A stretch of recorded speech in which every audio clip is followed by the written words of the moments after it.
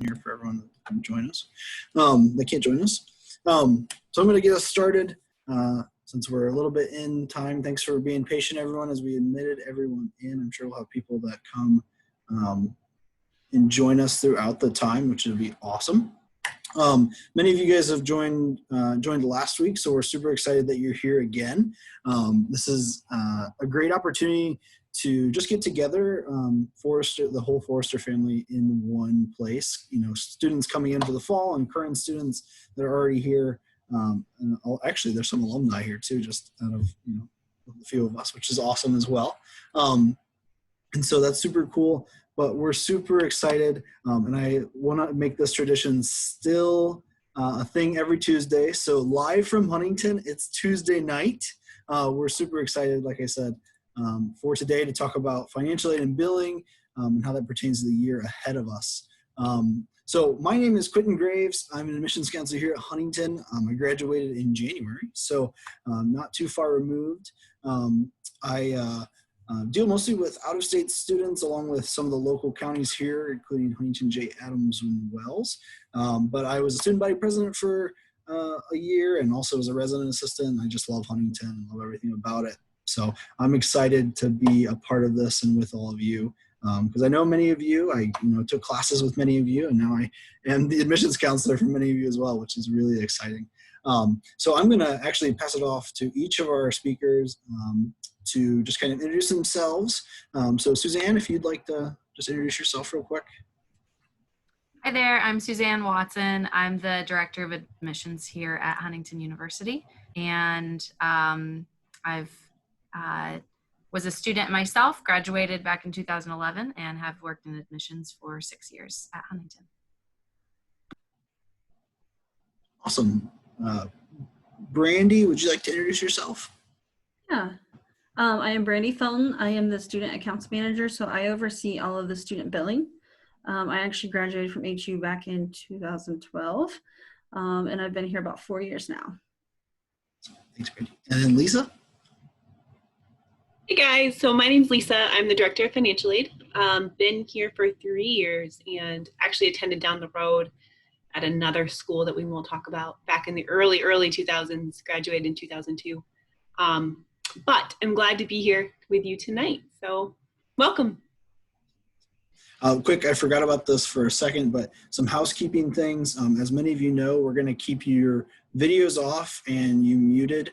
So if someone does do that, like if I as the host or one of the co-hosts do that, it's not because we don't love you. It's because we just want to make sure that everyone can hear the speakers well and that we can get to tonight. If you have questions throughout the night, feel free to send those through the group chat, or you can send them to me or Suzanne directly. And we'll make sure we get those answered. We'll also have a Q&A session at the end. So if you want to wait till that Q&A session, that is fine as well. So awesome. Lisa and Brandy, I'll hand it over to you. Excellent. Well, we do have a PowerPoint presentation, which I know is old school, but when we're talking about money and billing, visuals are helpful. So we will go through that, and then I want this to be really informal. If you have questions, please send them in as you have them, and we can try to address them if they're in group chat as they are relevant. I know, Brandy, did you want to talk about anything to do with the CARES for a few seconds before we start? I didn't know if we would catch that up at the end. We can do it at the end. That's fine. As we no problem. Up. Great. Well, let's get started, and I'm going to share my screen. And so as I was kind of thinking through, we're starting with financial aid stuff.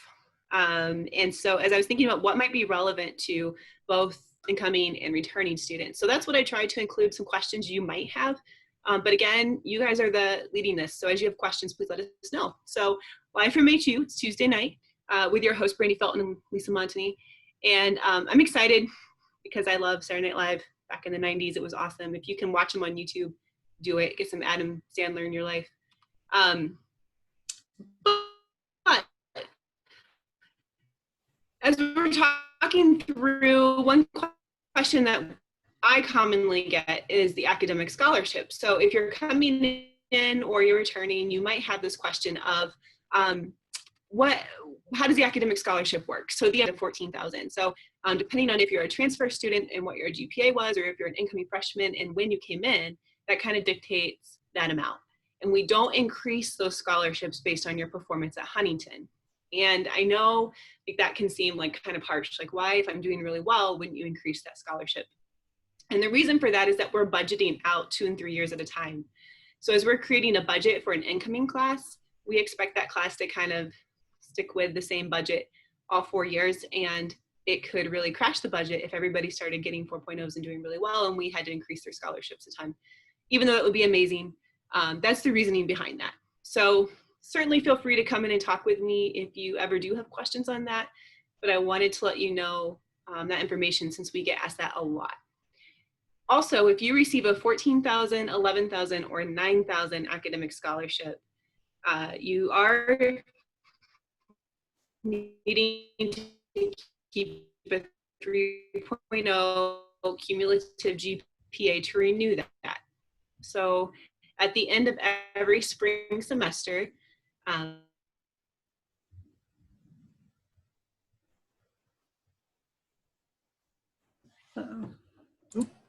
So Lisa's just having some connectivity. It's all good. She'll come back here soon, I'm sure.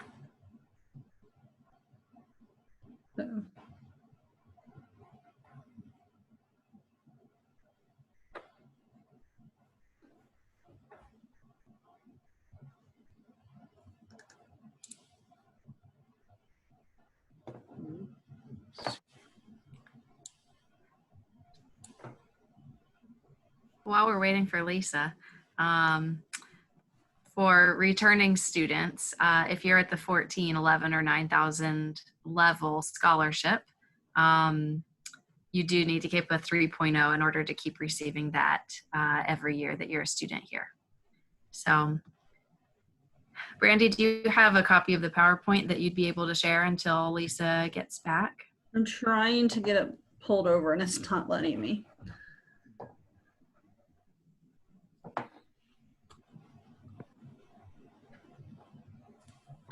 Ugh.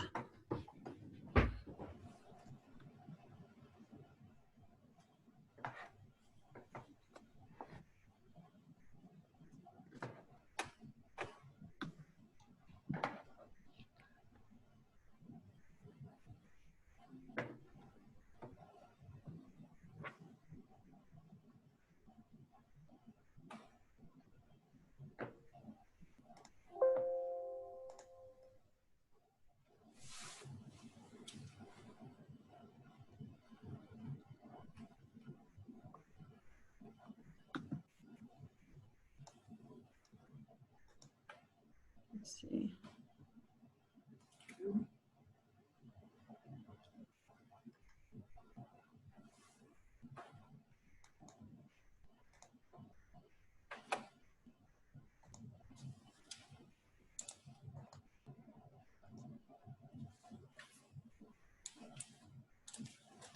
Never shared a, oh wait, let me see.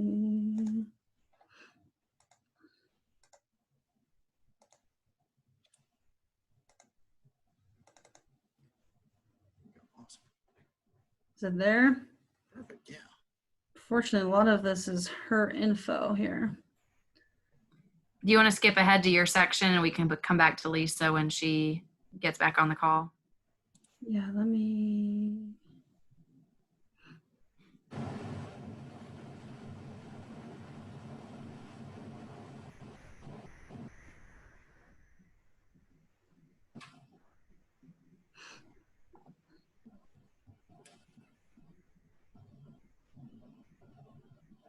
All right, so covering your balance. So we do offer a payment plan here at the university. It is done with an outside party. There is no interest that gets charged in this payment plan. There is just a $40 enrollment fee. So the plan can start as early here in early July for 5 months of payments, or by August 1st for 4 months of payments. It is really nice because there, like I said, there's no interest that gets charged, and the payments are just due by the 1st of the month. Otherwise, you can send, if your 529 plan is available, those checks can be sent to the university. Oh, here comes Lisa. have her back.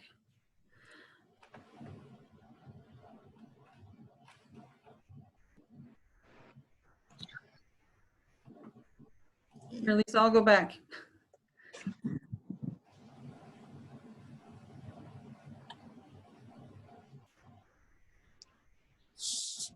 Oh, did we lose her? Okay, sorry, back, here we go. There, you can also look into outside scholarships. Let's see. I'm back, Brandy, if you want me to jump in. Yeah, here, let me go back to where you were. I'm really sorry, guys. I'm on my cell phone now. I live in the country, and we had a guy hit one of our pools, and life has changed with internet. Okay, so I'm back at the FAFSA screen, Lisa. Yep. Okay. So it's important to know that you, I think we're talking about 2 academic scholarships. So just as a reminder, you only get that for 4 years, so 8 semesters. So if you're planning to attend a 5th year, please talk to us. With the FAFSA, it's important that you file that every year if you're using need-based financial aid, or if you're taking your student loans. So sometimes students think you don't need to file the FAFSA. It's always a really good idea to go ahead and file, especially if you're from Indiana, because the deadline for Indiana is April 15th. You can file as early as October 1st, but if you file by April 15th, you meet the state deadline. And if maybe later you lose, your parent loses a job, or you become eligible for financial aid through the state, it's important that you file by that deadline to keep getting that. So the takeaway here, file the FAFSA every year. And if you're from Indiana, file by April 15th. And also keep your FSA password. So if you're a freshman, you might not realize this, but you'll need that password and your parents' password every single year. So make sure that you keep it in a safe place and that you know it, because it's probably the most difficult thing that students run into, is not knowing that password, and it takes a long time to recover it. So we can move on. Really quick on just loans. We do get a lot of questions on loans, and I know this is a ton of information to throw at you. I'm not expecting you to memorize this, but hopefully we can have this presentation sent to you if you need it or want it. But essentially there are 2 types of federal direct loans that you as a student can borrow in your name. So one is a subsidized loan, and that is based on your financial need. So if you don't have financial need based on the FAFSA, you're not going to see a subsidized loan listed on your award letter, but you'll see an unsubsidized loan. So the subsidized loan basically doesn't have any interest that starts accumulating while you're enrolled in school, at least half time, and that includes graduate school. So if you go on to graduate school, that interest remains deferred throughout that entire time that you're enrolled in school. The unsubsidized loan is pretty much the exact same loan, except that as soon as you start receiving it, interest starts accumulating. So you might start seeing that instead of the $2,000 that you borrowed, you now owe $2,020 or $2,040. So if you can prepay that interest off at any time. You don't have to allow it to keep accumulating, but it will accumulate if you don't pay that in advance. And this chart might be a little bit hard to see. The main thing I wanted you to take away from this is that there are limits to the amount of loans that you can receive. An independent student, and I have in that green box what an independent student usually is classified as. So you have to be 24, you have to be actually supporting a child, so not just have a child, but demonstrate that you provide its housing and food supplies and all of those things on your own. Or married, or in the military, active duty, or sometimes if you are declared homeless, you can fall into that category. But most of our students who are coming in as freshmen, sophomores, juniors, seniors are in the dependent category. So you'll see that you get a little bit more in loan eligibility every year, and that is based on your credit hours. So you might be here 2 years, but you might not yet have enough credit hours to be considered a sophomore. So you'll still be getting the 5,500 freshman level. But what is important to me that you take away from this is that yellow box. Most of our students who try to go a 5th year run out of loan eligibility because they're not 24 yet, and you only really get about 4.5 years before you hit that cap of 31,000. So if you're thinking about going 5 years, or you think you might have to go 5 years at any time, come talk to us so we can create a plan to help you meet your goals. And there are two other types of loans. So there's a Parent Plus loan and there's a private loan. And I just wanted to touch base on these because you might at some point decide that you need a loan and you're not sure what other loans exist. So a Parent Plus loan is a federal loan, but it's entirely in your parent's name. So that's a really important thing to think about, is that you legally can never have to repay that debt. Your parents might tell you that you need to repay it, but it's not a legally binding agreement. If your parent decides that they want to apply for that, it's a quick credit check. It basically makes sure that they're not filing bankruptcy, and they can borrow as much as they would like, up to the full amount that we can legally allow you to receive, which is something we call the cost of attendance, or the maximum amount in aid that you can receive while you're attending Huntington. But another option to that is a private loan, and that debt is in your name. So it would be your loan, but you would need mom, dad, grandma, grandpa, anyone with a decent credit score of about 670 or higher to co-sign for you. So they're saying that if you skip the country and run off to Mexico after graduation, never to be heard from again, they are going to pay that on your behalf. So sometimes parents are willing to do a private loan if they're not thinking about a Parent Plus loan, but those are the other two main loan types that you might hear about. And finally, something that I think is really important as a student, regardless of where you are, whether you're a freshman or a senior, is outside scholarship searches. And they can seem a little bit overwhelming. So what I recommend is that you check first with your community foundation. And so in that yellow box, you'll see, if you just Google like your county, so like if you're from Fort Wayne, you might say Allen County, Indiana Community Foundation in Google, and you'll come up with the the Community Foundation of Greater Fort Wayne website. And that's how I would recommend finding your community foundation. Almost every community has one. I've yet to find a community that doesn't. You might be part of a greater area. So like Cincinnati, I think that includes like most of the surrounding cities and their foundation, but you are part of a foundation. And that's one of the best ways to look for scholarships. Our students bring in about $400,000 in outside scholarships, which, you know, if you divide that by 1,000 students, it's quite a bit. And the way that they do that is normally through community foundations. So that's definitely the first place I'd check. Also, your parents' employer, you know, 4-H clubs, Lion clubs, those types of things. Rotary clubs are a really good resource. But I also think it's important to start looking early, because I get a lot of phone calls in March asking me where they can look for outside scholarships. And the truth is that those really open in January, and they probably are already closed. So that window is really short. So start looking around Christmas break for outside scholarships. Make sure you kind of track the deadlines. Most of them close in March or April at the latest, so keep that in mind. And then be sure that you're never paying for a scholarship search, or even for someone to help you with the FAFSA. They should be free. It is not illegal to charge you for those, but it's not really a moral or ethical thing that I would recommend doing either, because when you pay for a scholarship, you are essentially funding that scholarship. So if you think about, if it's a $5,000 scholarship, one person gets it, 20,000 people apply at $50 a pop, that person just made a pretty nice profit off of offering the scholarship. And so be really cautious of that. It's just not good practice. Finally, if you're thinking right now, I know billing statements are getting ready to come out, and there can be some concern over how do I cover that remaining balance. So we do offer a payment plan, and Brandy can certainly talk into any questions about that you might have. You can divide payments for each semester over 6 months, 5 months, or 4 months, depending on when you sign up. If mom, dad, grandma, grandpa has a 529 plan, which is a college savings plan for you, we do accept payments for those. You can work on or off campus. So we do have on-campus employment. You can find that on our ERC website. If you don't know that, we can put that in chat for you, how to get there.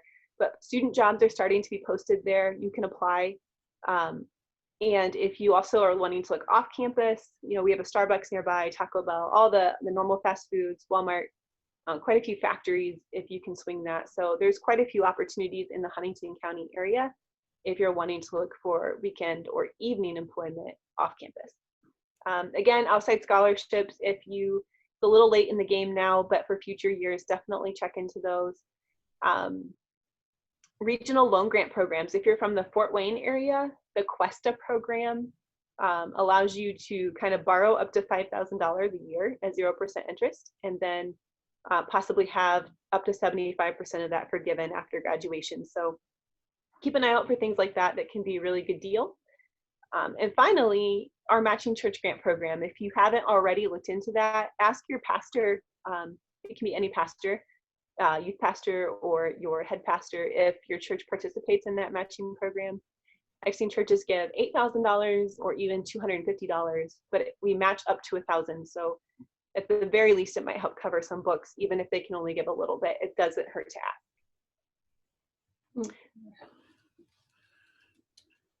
Okay, one thing that I think is also important is to know, no matter where you are, we are able to go and change the FAFSA for you in some situations. So we know that the FAFSA is sort of a snapshot of your family's financial situation from 2 years ago, and life happens, right? A lot can change in that time period. So if you find that you have concerns or issues with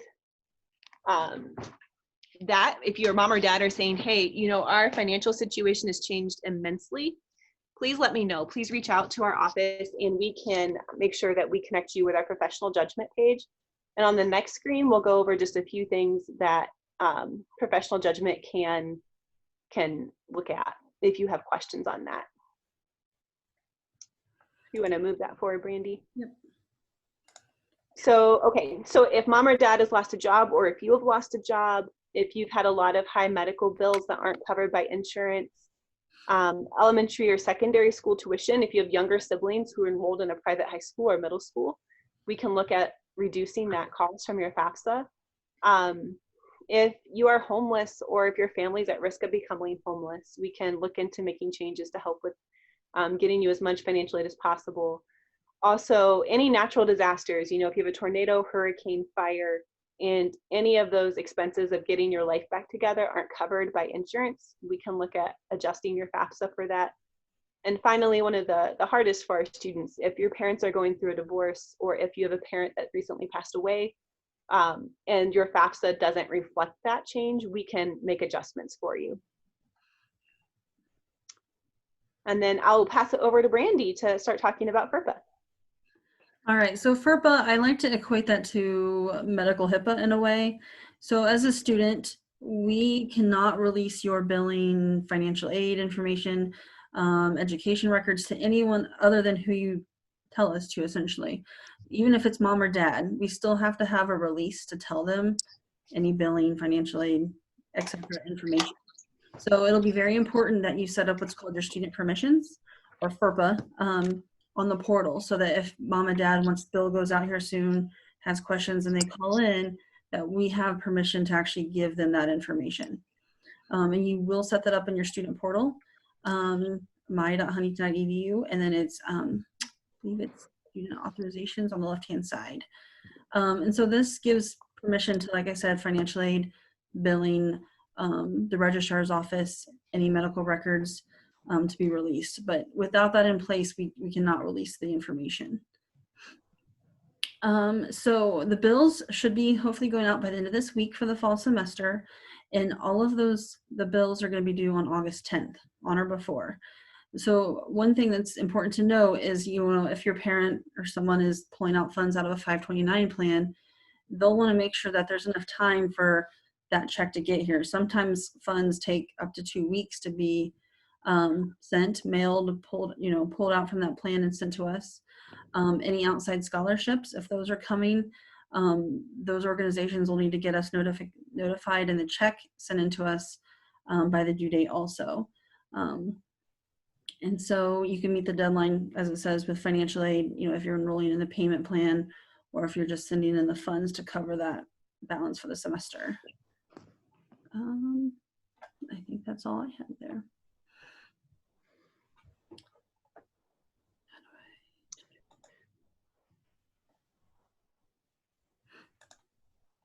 Okay.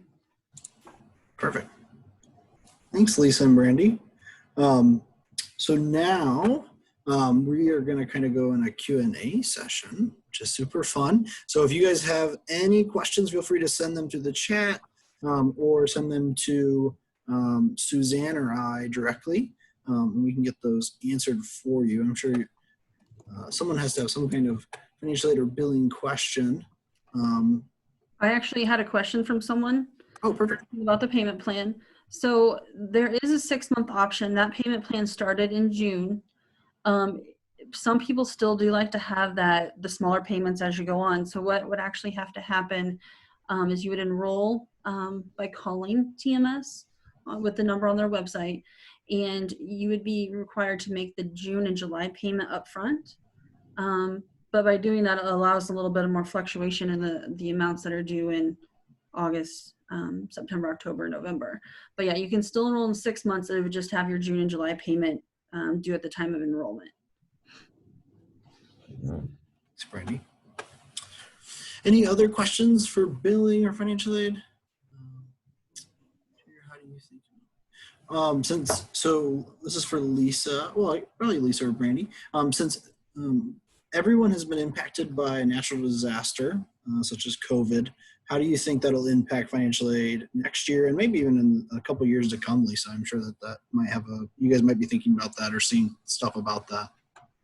Yep, absolutely. So this year, for 1920, as we wrapped up, we saw that the government, the feds, made a lot of adjustments to the regulations that we have to follow. So it didn't impact the amount of money that you maybe were eligible for. But for example, if you withdrew during the spring semester, those loans are forgiven. If you withdrew due to a COVID related that you might have borrowed during that semester, any loans that you or your parent borrowed were forgiven. So there are some regulatory changes that we can explore. If you are a returning student and you have questions on any of those, please let me know. But I also think that for future years, we are seeing a lot more professional judgments come in. So we are processing those. And what that essentially means is that if a parent is losing a job and you were eligible in previous years, maybe you didn't qualify for Pell Grant or state aid. Now students are qualifying for Pell Grant and state aid based on those changes to the FAFSA. So there's not necessarily an influx of additional money just coming in general, but as changes start to happen to families' financial situations, we are seeing a lot of students taking advantage of the professional judgment process. And it doesn't always result in more money, but in, I would say 90% of cases it does. So that is something that we've seen probably 3 to 5 times more of those come through this year than ever before.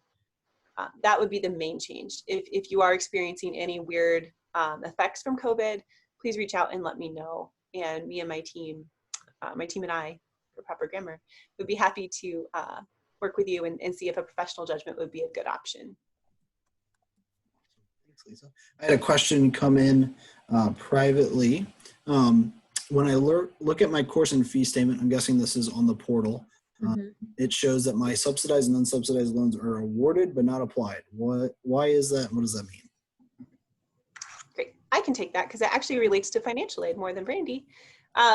So if you are an incoming freshman and you have not yet done your entrance counseling and master promissory note, which are the 2 steps that we need you to complete in order to let us know that you want those loans and also to let the government know that you agree to take them. The master promissory note is a 20-page legally binding document that you have to sign. So that is the necessary first steps. If you're a returning student and you're seeing that, most likely we just haven't originated your loans yet. So we've been working on that over the last 2 weeks. We kind of wait until all those changes in registration are made and those types of things.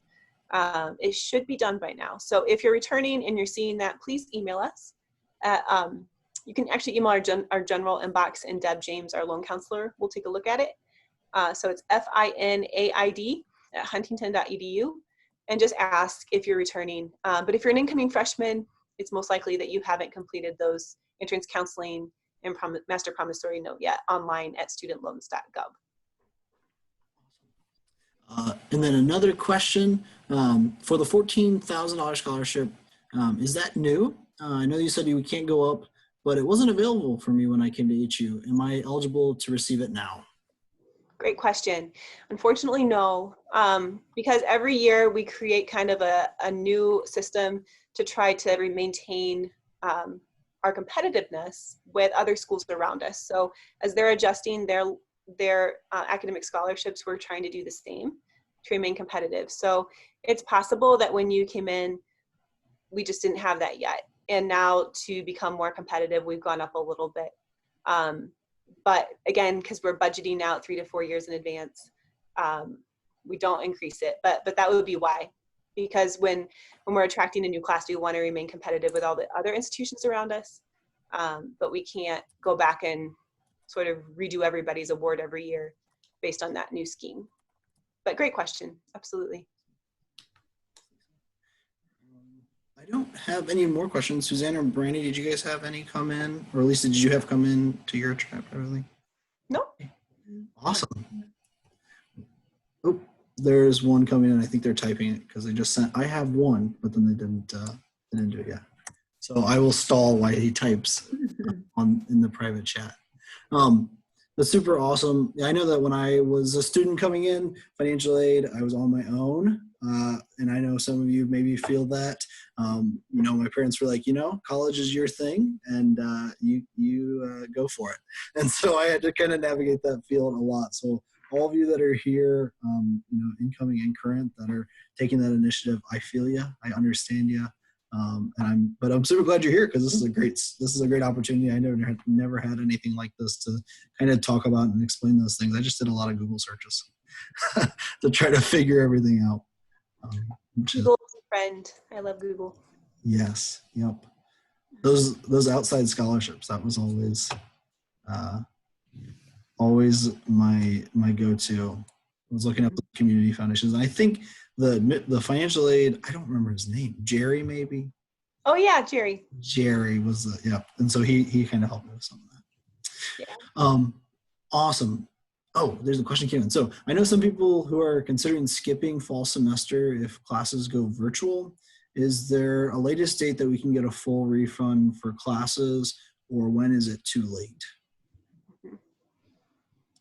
Well, I mean, full refund you would drop before the beginning of the semester for a full refund. Otherwise, there's a prorated amount down, especially if there's federal financial aid involved. Mm-hmm.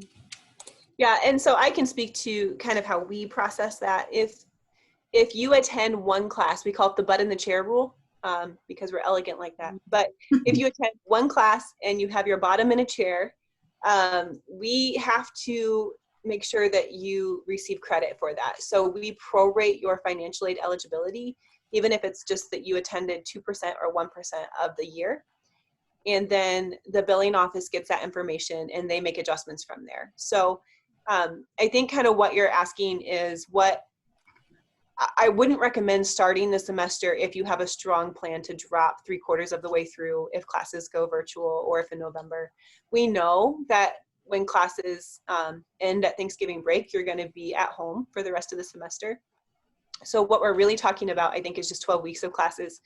So, you know, I would say be committed, because what you're going to do is be charged for whatever portion you've attended, and you're starting those credits already.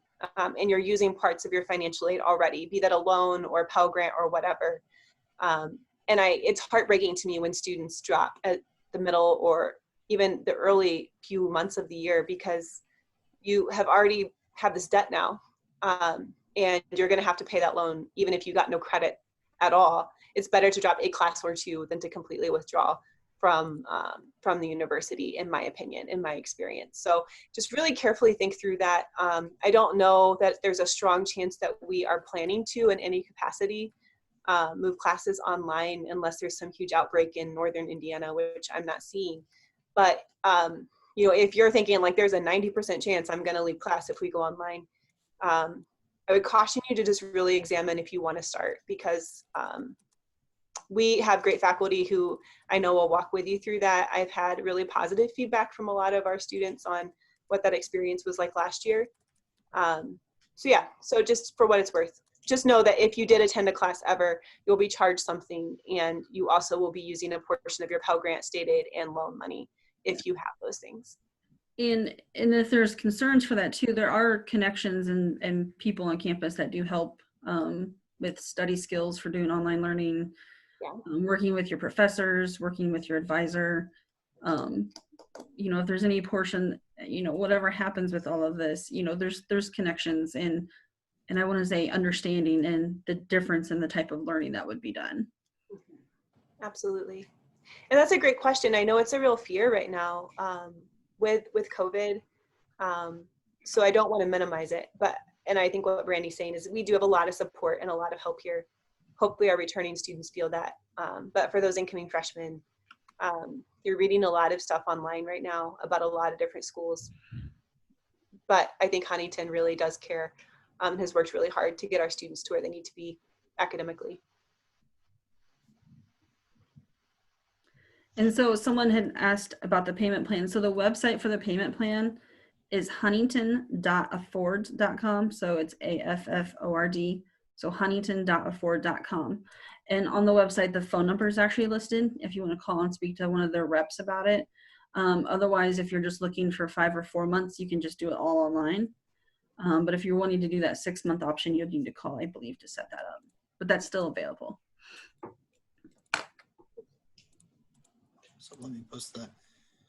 And there's the link to the payment plan as well. And I put the refund schedule. I know people are curious about that. I put that link in there as well. Now, and just for a note, so the refund schedule is a little different, as Lisa said, when federal financial aid is involved. So this would be without federal financial aid kind of tying into here. And that's when it just really varies. So that's the overall refund schedule, but if there's federal financial aid, it kind of affects that a little bit. Awesome. And then for Lisa, just for clarification for this one individual, they just want to make sure. So if they don't attend class on August 31st, there will be nothing charged, correct? As long as you haven't used meal plans at all. So if you haven't eaten, otherwise it would just be for the meals you ate. And I don't know if we charge for room by night, Brandy? I don't think it's by night. It'll be by the week. So we would have to look at that. But yeah, as long as there was non-attendance, they would look at that. But otherwise, as long as you're dropped before the beginning of the semester, it would go by that calendar. So yep, absolutely. And I know that's still 2 months away, so that is a long time to try to think through. Most definitely. Let me make sure there's nothing. Because a couple of questions came in at once. So I want to make sure that cool. Yeah, I think that's everything in my chat for questions. Awesome. But yeah, I guess ending there, I think it's great. Well, Lisa and Brandy, and we were kind of talking about, it's a scary time. This is such a, we're not, most people, especially in, even in, just our time, we haven't ever experienced anything like this. And so I completely understand when it comes to trying to get as much of that college experience as you're trying, or that you want to, and feel, Huntington's such a special place, and you want to try to get as close to the original thing that we can. And I know Dr. Babin on last Tuesday's session said, and I want to just reiterate it, every administrator here at Huntington is working really hard to make sure that you have as close to the original campus experience that you can, any way that we can. We do have some outside forces that are working against us pretty hard, but I know that we're working really, really hard to try to make it as close to that wonderful campus community family that we love, and we're trying really hard in that.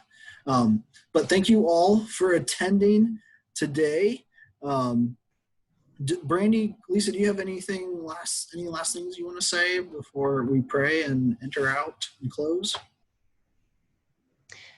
I think for me, Quentin, I want our students to know, no matter if you're coming in or this is your final semester, that, I get that this is a crazy time of life. So know that we are here. We want to talk to you. We want to hear your emails. We want your questions, even if they feel silly. There's no such thing, because I can't tell you, I've been in financial aid now for almost 12 years, and there are still questions that stump me. So please ask, please reach out. We are getting quite a few phone calls and emails right now, so it might take us a day, but we want to talk with you and connect with you. So email, call, either way. Awesome. Oh, and Brandy, did you want to say something before we go? Sorry. I know that there was some question a little bit maybe about, I think I meant to come back to this and I didn't. I know there was an announcement a little bit about the prorated amounts for the fall semester when it came to room and board. And I just want to let everybody know that that has been posted on the COVID page for the Huntington website. So you can find that information there. We are working to get the adjustments made to the billing statements. So if the adjustment affects you, it might not look completely right now. So we are trying to fix that, just letting you know. But those are out there, and I think Quentin's looking for it right now, it looks like. So Yep. if you guys have questions, just let our office know. But we are actively trying to get all of those adjusted and get them out to you that are accurate. So, and just please let our office know if you have any questions. I know that talking about bills are never fun, but just our office is always here to help. And we're just here for the students as much as possible. Awesome. Thank you guys so much. There was a question that came through about if people aren't able to make it to any of the Zooms, they are going to be available through a private YouTube link. By reaching out, you can actually just respond to any of the emails that you get that invite you to these Zooms, and we will make sure that we get you that private YouTube link to view the recording of this. And we're also going to be trying to do some in these next couple of weeks, hoping to do some concise summaries a little bit that go along with those to just kind of give you if you prefer to watch through it or if you prefer to read through it, we want to have the option available for you either way. So we'll be working on that. But by tomorrow, you can reach out to those emails and we can get those to you because we want to make sure everyone that wants to see these has an experience to do that. Super cool. Well, I'm going to, with all great things, I'm going to, yeah, Daniel, happy birthday, man. Happy birthday, Daniel. That's awesome. Super cool. I will remember that. I'm going to give you a call on Thursday. So yeah, we're super excited that you all came today. I'm going to end us in prayer, just like with all good things. So bow your heads with me. Heavenly Father, we're so thankful for Huntington University. We're so thankful for this family that you brought together tonight and that we get to experience life with, whether that's for one more year, for seniors, or 2 or 3 or 4 years. For freshmen, they're entering into this community that we're so excited to have them, and we're so excited for them to be a part of the Forrester family. Heavenly Father, I pray that you just give us some peace, give us some patience as we go through this time. It's crazy. It's hard. It's sometimes stressful, and it's very burdensome. But Lord, we just pray that you can just give us some peace and courage and patience through that, especially when dealing with finances. That's so hard. It's a hard topic, but it's an important topic. And so we're so thankful for the people that you put in our lives to help us with those. And we pray that you just guide us in that, and you just give us the discernment to do what's best for your will. Lord, that's what we always want. And that's what we're always striving for. Lord, I pray that you throughout these weeks can speak through all the speakers, and that you can just be present in all of these Tuesday night lives, and then be with us in the fall and just guide us and direct us. Lord, we pray that your will be done and that you be with us for the rest of this week. In Jesus' name I pray, amen. Amen. So thank you all. Goodbye. We'll see you next week for some Tuesday Night Live.